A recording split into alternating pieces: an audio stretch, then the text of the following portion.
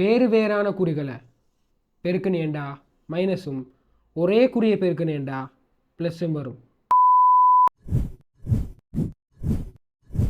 So ஒரு bracket உள்ளுக்கு இருக்கிற விஷயத்தை வெளியே ஒரு எண்ணியால் பெருக்கிறது எப்படி பார்ப்போம். இப்போ 2 இருக்கப்போ 2 வந்து எக்ஸ் ப்ளஸ் ஒய்யால் பெருக்க சொல்லி சொல்கிறவங்க என்ன பண்ணுவீங்கண்டா, ஃபஸ்ட்டாக 2ஆல் எக்ஸை பெருக்கு, கண்ணை மூடிக்கொண்டு பெருக்கு, 2 எக்ஸால் பெருக்குனீங்கண்டா 2x ப்ளஸ் அந்த குறி அப்படியே போடு. இந்த குறி என்ன குறியாகவும் இருக்கலாம், ப்ளஸ்ஸாக இருக்கலாம், மைனஸாக இருக்கலாம், எதுவாகவும் இருக்கலாம். குறி அப்படியே போடு.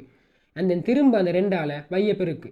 அது இந்த குறியை கவனிக்காத, குறியிட்ட முன்னுக்கு போடு, அதை பெருக்கு 2y இப்படி வரும்.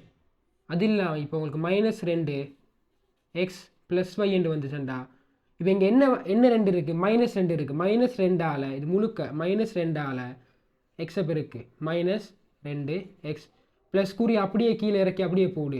அண்ட் தென் -2ஆல் வையை பெருக்கு, -2x -2y. எதனால் மைனஸ் இங்கே வந்துச்சு, இங்கே ஒரு மைனஸ் குறி, இங்கே ஒரு ப்ளஸ் குறி. ப்ளஸ்ஸும் மைனஸும் வந்தா கவனி, ப்ளஸ்ஸும் மைனஸும் வந்தா மைனஸ், மைனஸும் மைனஸும் வந்தா ப்ளஸ், ப்ளஸ்ஸும் ப்ளஸ்ஸும் வந்தா என்ன வரும், ப்ளஸ் வரும். மைனஸும் ப்ளஸ்ஸும் வந்தா மைனஸ் வரும். அதாவது வேறு வேறான குறிகளை பெருக்கினேண்டா மைனஸும் ஒரே குறியை பெருக்கினேண்டா ப்ளஸ்ஸும் வரும். ஒரே குறியை பெருக்கினேண்டா ப்ளஸ் வரும், வேறு வேறு குறியை பெருக்கினா மைனஸ் வரும். ஸோ அதான் இங்கே என்ன இருக்குண்டா